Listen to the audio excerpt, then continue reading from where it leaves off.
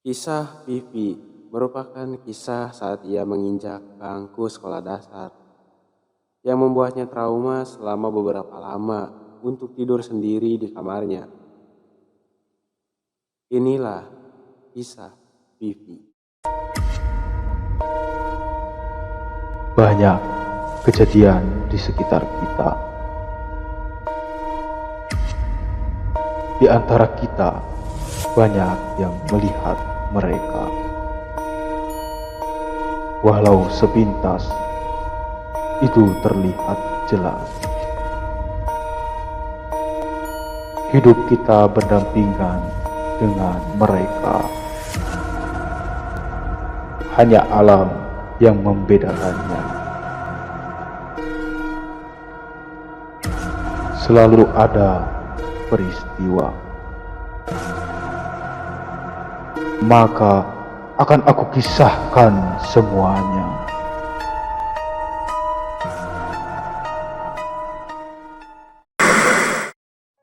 Saat menginjak kelas 1 sekolah dasar, Vivi mulai belajar untuk tidur di kamarnya sendiri. Awalnya, Vivi tidak mau karena ia merasa takut jika harus tidur seorang diri di kamar yang lumayan luas baginya. Namun, kedua orang tuanya terus membujuk Vivi untuk mulai terbiasa tidur sendiri di kamarnya.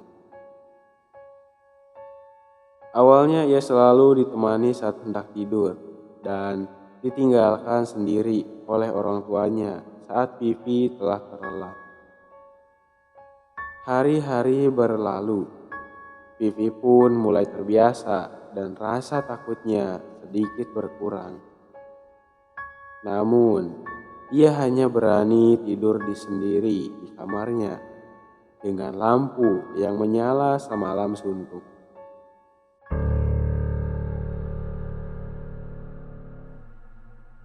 Lama-kelamaan dia pun mencoba untuk tidur sendiri tanpa ditemani orang tuanya sebelum ia terlelap. Hari-hari berlalu, ia pun sudah terbiasa dan rasa takutnya telah hilang. Dan pada satu hari ia mencoba untuk tidur dengan lampu yang dimatikan. Saat itu ia agak gelisah karena takut dengan suasana kamar yang gelap. Namun, ia mencoba memaksakan untuk tidur. Mata yang sudah tertutup pun tak kunjung membuatnya terlelap. Ia terus mendengar suara-suara aneh di dalam lemari baju yang terletak di depan tempat tidurnya. Saat itu ia hanya mengira kalau itu mungkin suara dari cicak yang bersembunyi di balik lemarinya. Namun, lama-kelamaan suara itu semakin kencang dan nampaknya suara itu bukan berasal dari cicak yang bersembunyi di balik lemarinya. Akhirnya ia menyalakan kembali lampu kamarnya dan suara itu menghilang. Akhirnya ia bisa tertidur dengan lelap. Keesokan harinya setelah seharian ia beraktivitas yang membuat dirinya begitu lelah, ia kembali bersiap untuk tidur. Namun kali itu ia merasa takut jika harus memadamkan kembali lampunya. Akhirnya lampu kamarnya dibiarkan menyala. Saat itu tiba-tiba hujan mengguyur dengan deras disertai petir yang terus saling bersahutan yang membuat listrik padam.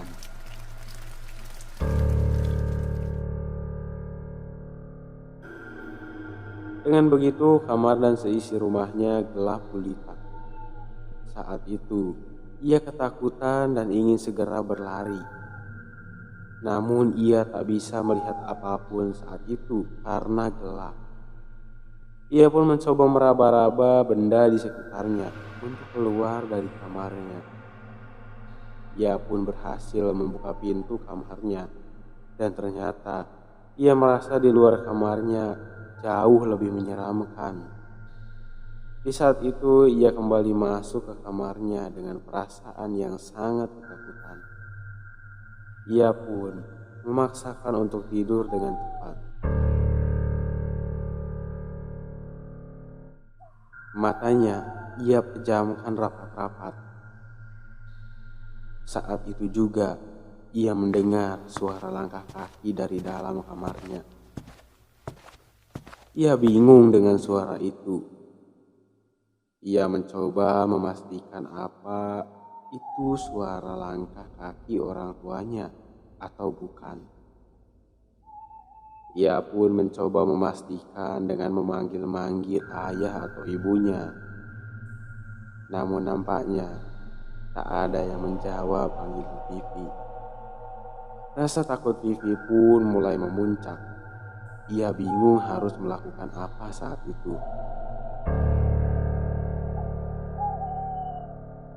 Hingga akhirnya listrik pun menyala kembali dan kamar Vivi beserta rumahnya kembali terang.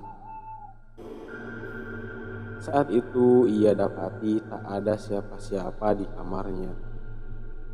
Namun pintu lemarinya sedikit terbuka. Hujan dan petir di luar pun belum berhenti. Ia mencoba lagi untuk segera tidur. Pada saat itu ada suara yang memanggil nama Vivi dari balik lemari, disertai suara tawa yang membuat Vivi takut. Ia hendak keluar dari kamarnya dan ingin tidur bersama orang tuanya. Saat baru satu langkah ia turun dari tempat tidurnya, sambaran kilat yang besar pun kembali menyambar, yang membuat Vivi kaget. Ia pun sontak melompat kembali ke tempat tidurnya, dan saat itu juga listrik kembali padam. Suasana gelap pun terjadi lagi.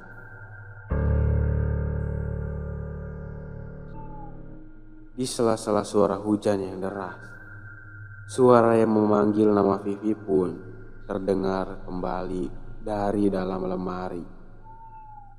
Saat itu, ia sudah menitikkan air mata karena takutnya ia kala itu.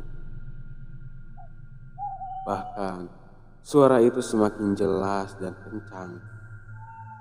Ia tak mengenal suara siapa itu. Saat itu juga, pintu lemari Vivi terdengar seperti terbuka. Dan suara langkah pun terdengar di sekitaran lemari itu. Dan setelah itu, pintu lemari Vivi terdengar tertutup kembali dan suara langkah itu hilang.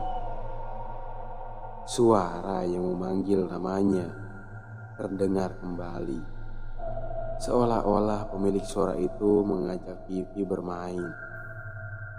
Vivi pun menutupi tubuh dan wajahnya dengan selimut dan mata yang sedikit mengintip ke arah lemari.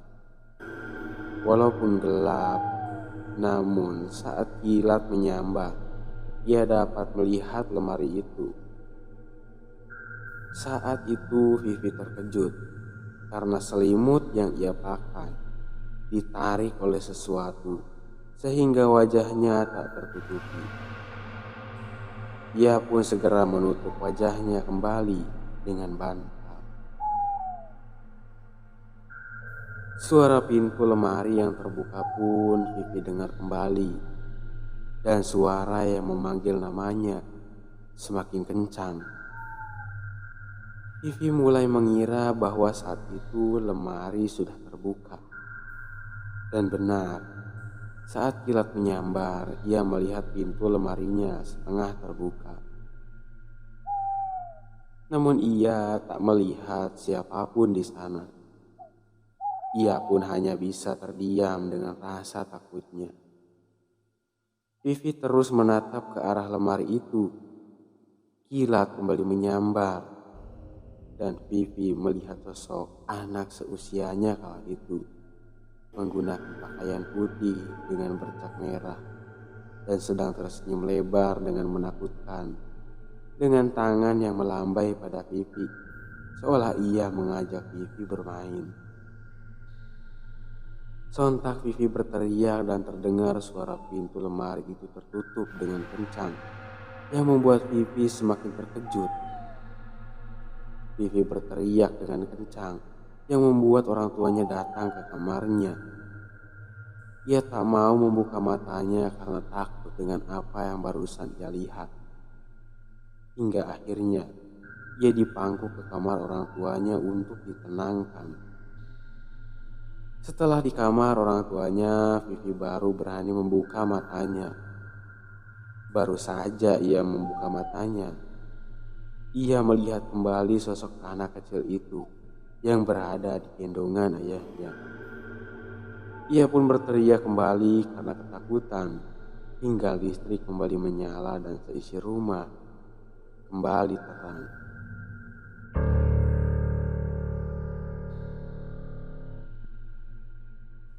Itulah kisah Vivi yang diganggu oleh hantu di lemari kamarnya. Terus dukung kami agar cerita-cerita mistis selalu tersaji untuk Anda.